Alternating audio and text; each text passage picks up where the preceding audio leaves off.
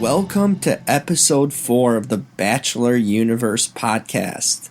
Today, we will be going over episode 4 of The Bachelor and a lot of Vegas. That's what it was. Vegas themed. Everyone goes to Vegas. So, what could happen in Vegas on The Bachelor? Well, expect the craziest, the most unexpected, and, of course, complete chaos and breakdowns. And we will the episode start off with bad vibes. Olivia's still fully convinced that Ben's her man at the beginning of the episode. Chris Harrison immediately arrives and notifies the women that the Ben has left LA. So gone is Ben, and he's off to Vegas. So that, of course, means they will all be joining him in Vegas and going with him. So there's a trip right away from the gate. And then, Ben, you have a little clip of him talking up Vegas as basically being the place where people get married. Ben views Vegas as like this symbolism for a place for people to get married. Only a naive country boy from rural Indiana would ever think of Vegas as like the go-to place to get married, like actually seriously. I mean, I know we have the whole wedding chapels there and all that in Vegas, but Ben actually thinks it's like some revered place to get married. Ben, naive Indiana ways, man. Anyway, besides that, the date card arrives and JoJo gets the first one-on-one. So that's a announcement for JoJo. A lot of dates arriving and mentions right from the get-go. Olivia's still talking about Ben. Olivia claims that she's zen with Ben, not to be confused with Zorn. Ben Zorn. That's a cream brand, or a contestant last year's Bachelorette. And so yeah, the secret is definitely out. Why the Bachelor production is at an all-time low. The budget has been cut because the first commercial break, we get a huge ad from the sponsor. And the sponsor being Manwich. Yeah, that thing in a can, that thing that pretends to be meat. Manwich. That is the sponsor of the show. They've fallen on hard times. Clearly, this is not what you want to be branding your show after. So yeah, that was a telling commercial right there. Now we know why the production budget is so low. Quality partnership, though. So back to the show. The trip to Vegas obviously means that the twins are going back home. Yeah. Emily and Haley, they will be going back home to Vegas. That's where they're from. So Ben and JoJo are out on their one-on-one. They're drinking wine or champagne on like a roof technically they're beginning their date. And then, of course, just as in every episode, a helicopter has to arrive, right? Helicopters have become as common as hot tubs on this season. Every episode has either a helicopter or a hot tub. So helicopter, clearly the budget issues are real because the guy couldn't land properly, and while Ben and JoJo were sipping on some drinks, the helicopter's force of landing knocked over the mini table the bar stool table that they were having their drinks on, and nearly blew off JoJo and Ben off the ledge, of unbelievable. I mean, you talk about a amateur pilot who can't land properly, or whoever set up that table right on the spot where it's supposed to land. So yeah, Ben nearly went off the rooftop with JoJo, but they did manage to take off, and as soon as they take off, they're already making out. So there you go. He does not waste a moment on making out with these girls. It is always full throttle with Ben. Group date card arrives, right?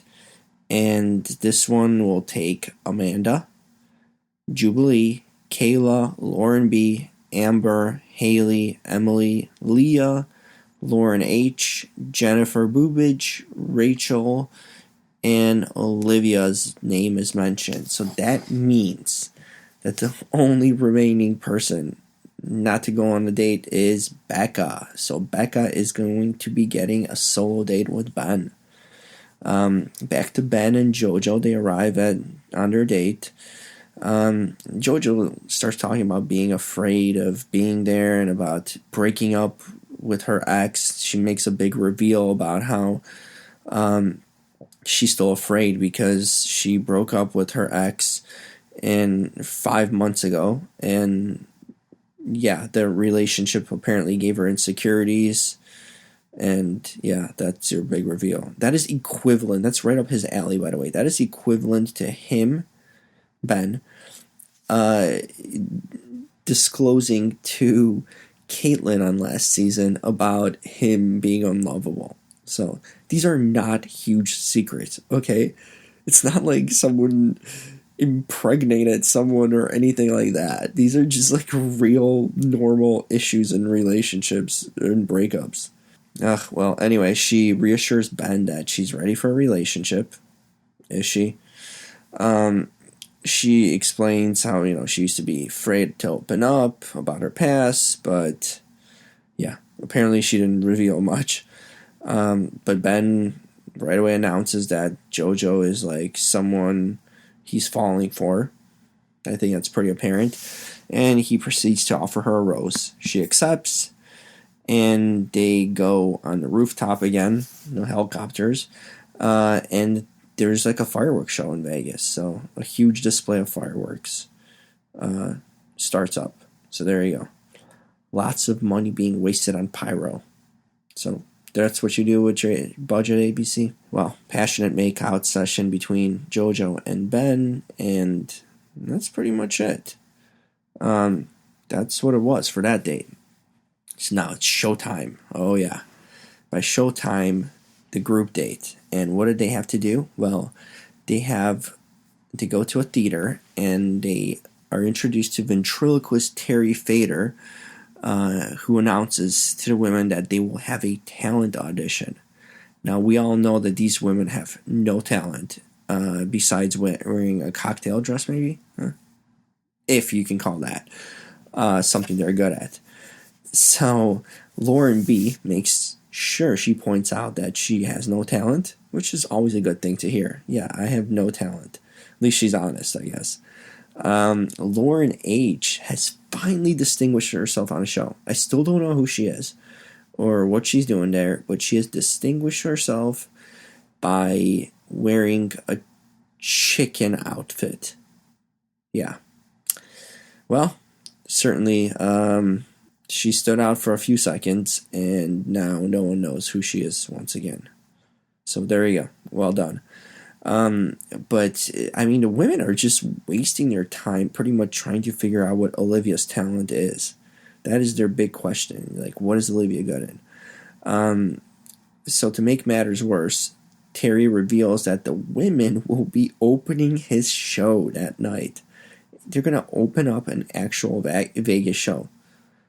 Now, I surely hope he sold out that show and there's a lot of tickets sold, because that will be a quick opening and a lot of empty seats right after, because there's no way people are going to stick around for that nonsense with this talent show.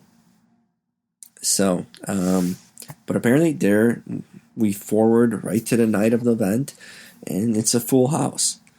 Maybe the Bachelor production bought all the tickets. Possibly.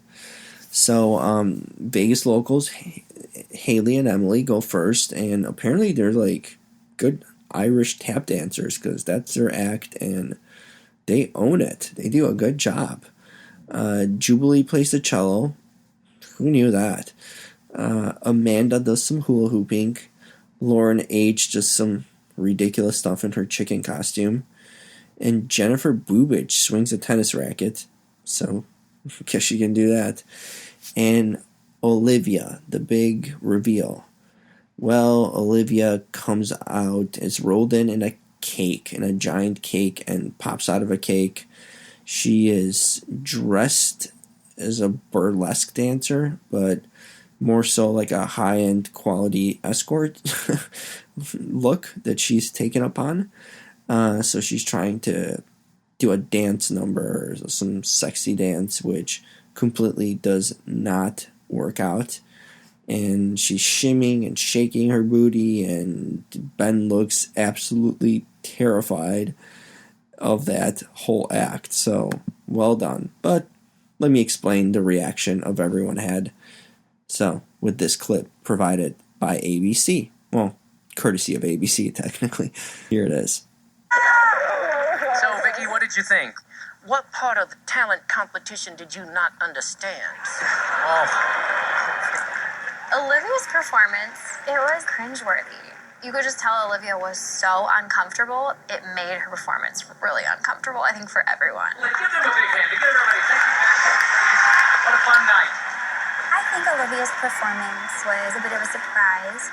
She definitely had a lot of time to think about it and still decided to go on stage and do it. So I can't really say what was going through her mind when she did it. Well, that was it. That was courtesy of ABC and The Bachelor show. We had no idea what Olivia was thinking, and apparently she wasn't thinking that's the case, because she made a fool out of herself, and Ben did not look impressed whatsoever, and instead, that was not a good impression she wanted to make. But it's Olivia. She's going to get her way, right? And she's going to get herself out of it. Well, for her sake, hopefully she will, because that was not a good impression. And that, of course, prompted her to immediately run to the back and head to the dressing room. And we're talking about the dressing room with the title, like the nameplate of Boys to Men. Yes, this was the Boys to Men dressing room, apparently, because it had the tag on it. And Olivia just crashed it. So she pretty much erupts in a panic attack and pulls a Kelsey Poe. So there it is, Kelsey all over again, Olivia version this time around. Yeah, well, good stuff, right? You knew that it is going to come to something like that. Just had to know. So then Olivia breaks down and admits to not having any talent and talks about how she just embarrassed herself, which she kind of did. And Ben clearly looked terrified of the act, but who wouldn't be? So then Ben kind of gets a little bit of alone time with some of the women, and Kayla's one of them. And Ben calls her a sex panther. I don't know what that consists of, and I don't know how she is a sex panther, but I guess in his world she is. Chicken Lady Lauren gets some time with Ben, and Little Ben being the puppet, actual puppet. And I mean, Lauren gets ahead because she gets to kiss the puppet, not the real guy, not the real Ben that's holding the puppet, but Puppet Ben. Okay, so Ben felt bad for her and kissed her also. So there you go. Then she got a real kiss too. Wow. Olivia gets some alone time again with Ben because she just can't stop trying to talk to him and gain some reassurance. Lauren B gets some time then, and she seems intimidated by other women. And, of course, Ben tries to reassure her, But Olivia's losing it again, and she interrupts Ben again and starts apologizing. He doesn't know for what. I don't know for what. None of you watching it probably wouldn't know for what. That girl is just out of control. So yeah, Lauren B got her validation, and she also got a group date rose. So clearly she's becoming a heavy front runner. There's no doubt about it that Lauren B is really making her way into Ben's mind, and she's clearly the top probably choice at this point to go far and possibly all the way to the end. That's what Lauren B is pretty much setting herself up for, is a long run on the show. But we could have seen that, right? She was the first one to make a huge impression on him coming out of a limo.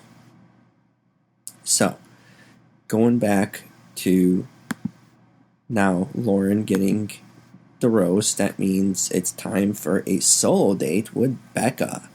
So, package delivery arrives at the mansion, and Becca, it's for Becca. It's like a huge box. She opens it up, and it's a white wedding dress. So, who knew Becca's getting hitched up already with Ben? Wow, good start. All the women are obviously jealous. And off she goes to her date. Ben picks her up in a pink convertible. Yeah, he just scoops her up. I mean, that dude's been driving so many cars lately. They're just like grabbing anything that's a convertible to throw the dude in there.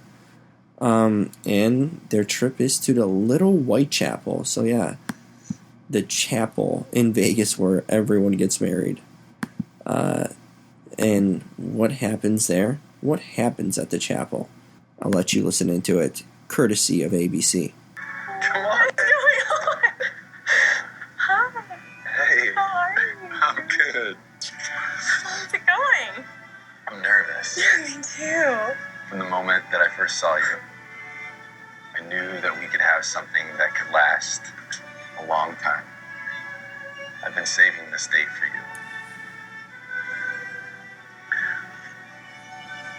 Becca, will you marry other people with me today? What? It's happening. I'm What's ordained, and we're going to be married. Shut up. Oh my gosh. I'm so excited. You freaking out a little bit? A little bit. I'm really excited. Yeah, well, I did get ordained. We are going to be a part of some people's weddings. We're going to It's be like a part people are actually getting married and we're... Yes, you're doing people it? are actually getting married. We're doing it.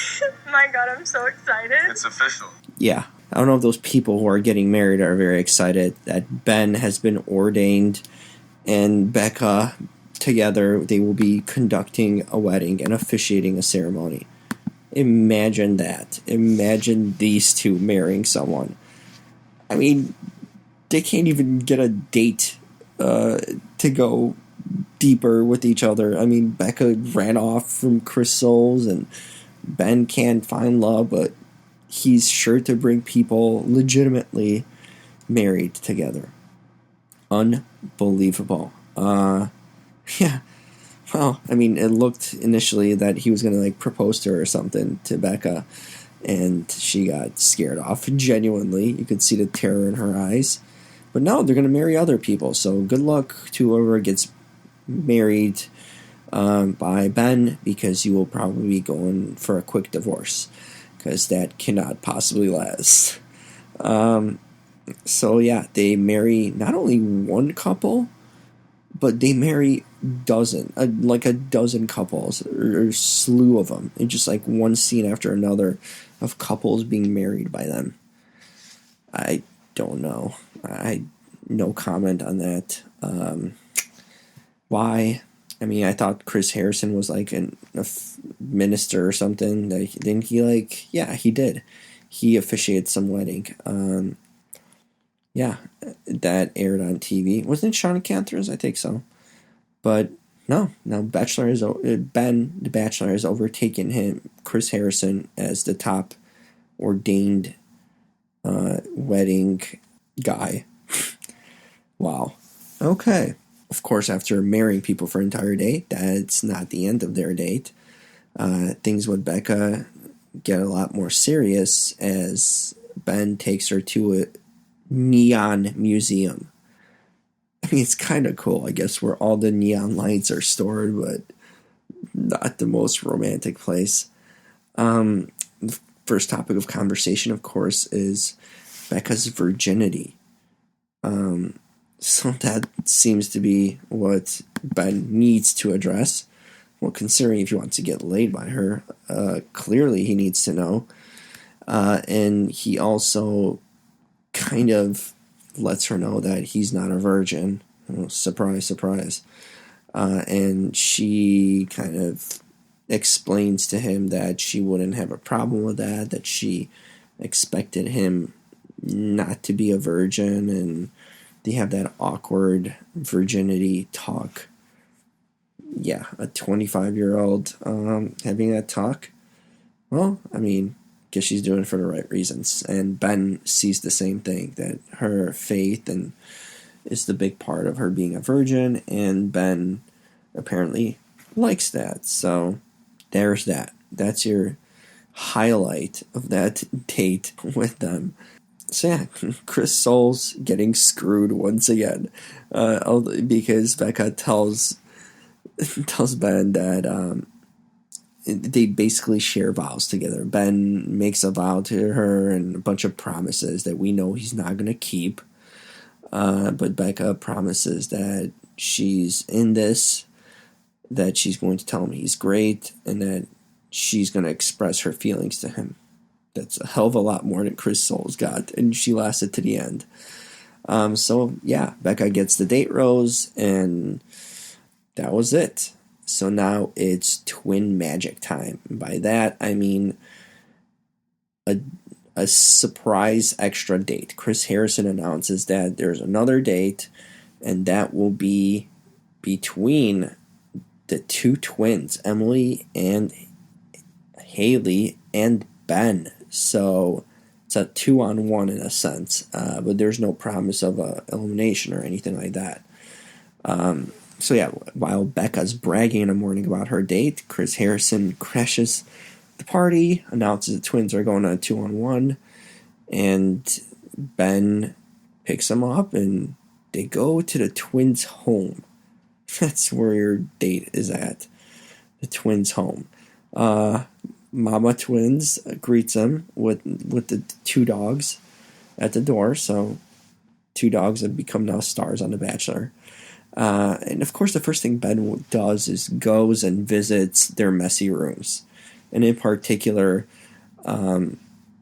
he goes to visit Emily's room, and they're both messy rooms. These girls live at home, and they look like they're like 17 or something, because their rooms are like pink and girly and messy and all that.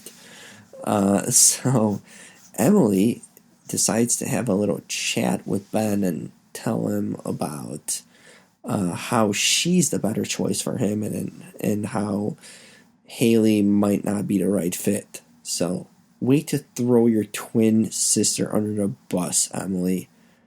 Wow. You see what happens on The Bachelor? Sister wars erupt because of a guy named Ben. So that happens. That will probably have a lot of influence on him.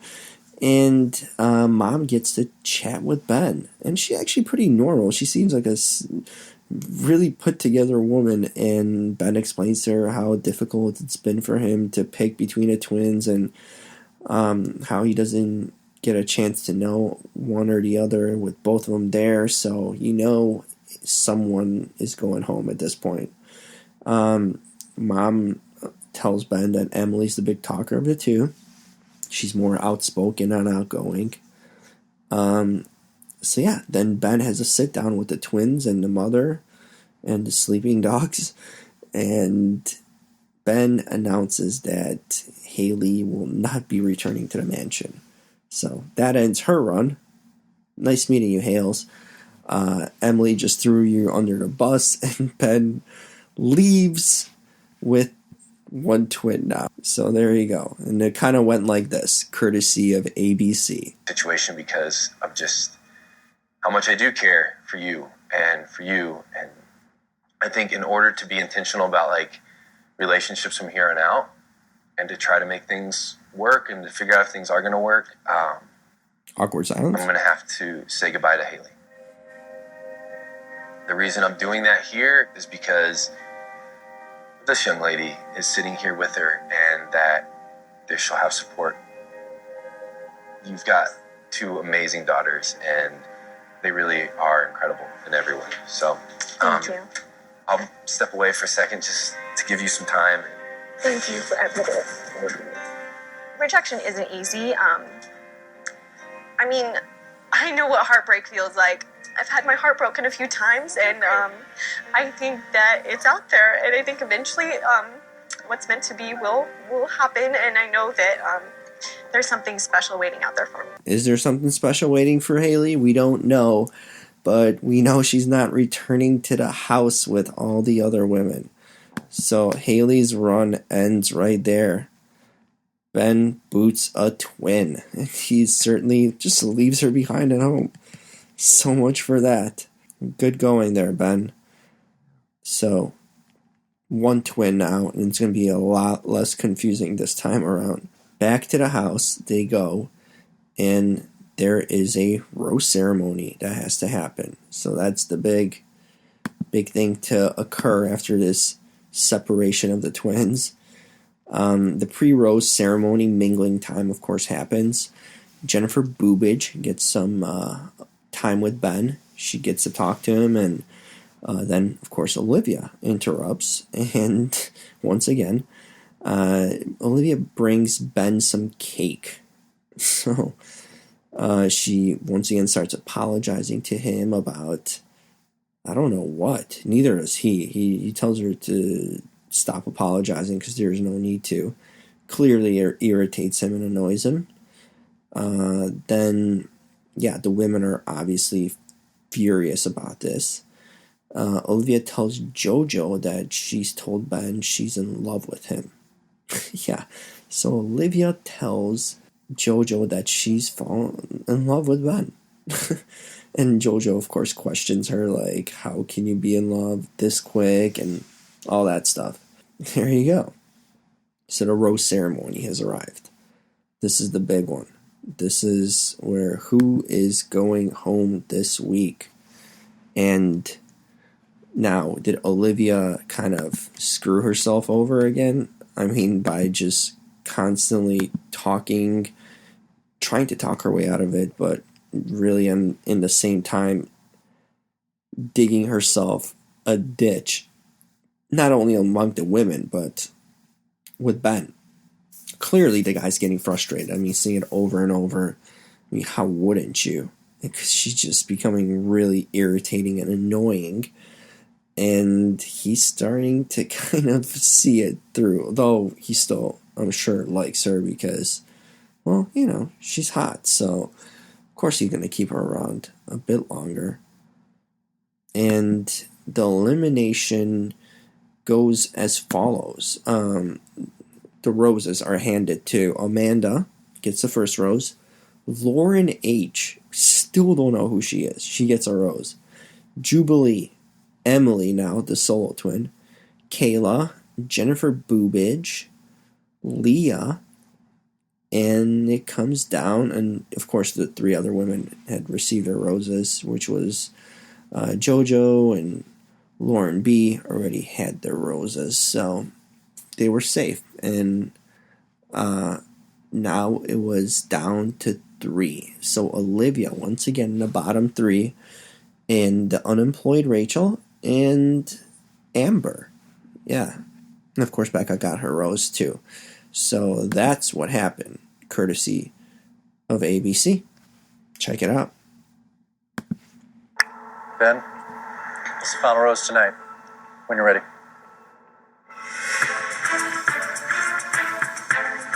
Being called last at the rose ceremony I feel like I'm getting a participation medal or something. God, why am I last all the time? What is this? But then I'm like, Benjamin, you're sending me a message here. Best for last, right?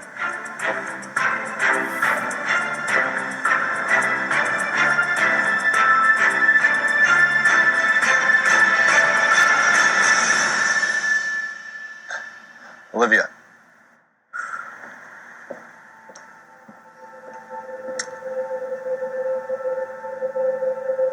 Olivia, you accept this rose? Absolutely.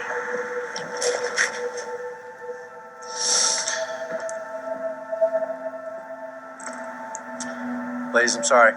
If you not receive a rose, take a moment, say your goodbyes.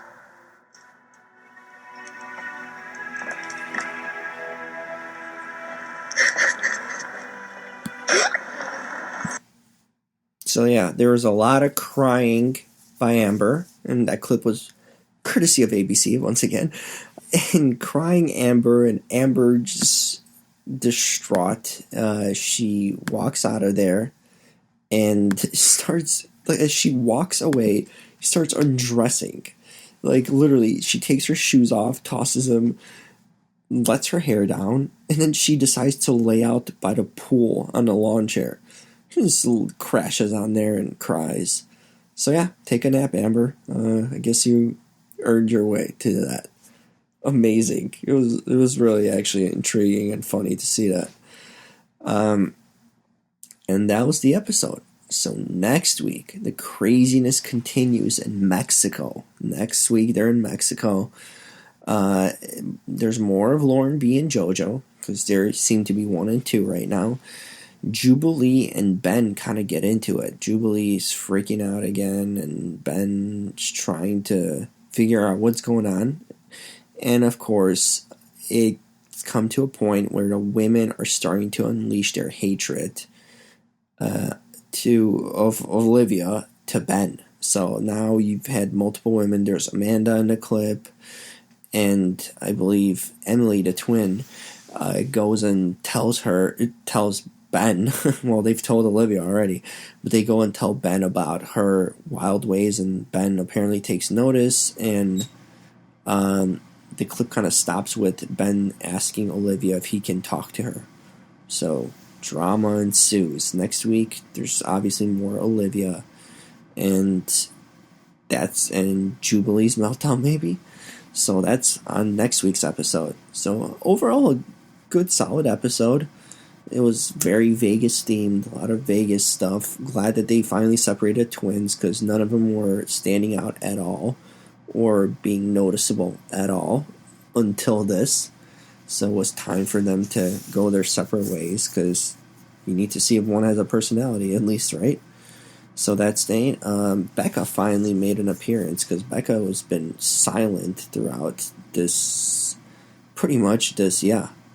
season. I haven't seen more of Becca, so she looks like she's going to stick around still for a while. And yeah, you've had your culprit, Olivia, still dominating the show and taking over. So it's still Olivia's show right now. Kind of like it was with Kelsey, and just this time it's all about Olivia. So there we go. That was your episode 4 of The Bachelor. Good stuff coming up next week, looks like it. And that will do it for this week's podcast. Thanks for joining and listening. You can check this podcast out on iTunes, Stitcher, and of course, wherever you Google it. And you can get a link to it. And the way to find it is just Google Bachelor Universe. So Bachelor Universe, Google it, it'll come up. You'll see the links to the podcast and to the blog. The blog on chicagonow.com, and it's also titled Bachelor Universe. So check that out. Read my blog. Thanks for downloading and listening to the podcast. Always appreciate it. If you have any questions, comments, you can definitely reach me on Twitter, and I am at Jim RKO. So Jim RKO is the way to reach me on Twitter. So make sure you reach out to me, add me, and follow me. That's pretty much what it is. And tweet at me. So until next week, I am out, and we'll talk next week. See more Bachelor madness that ensues. See you guys.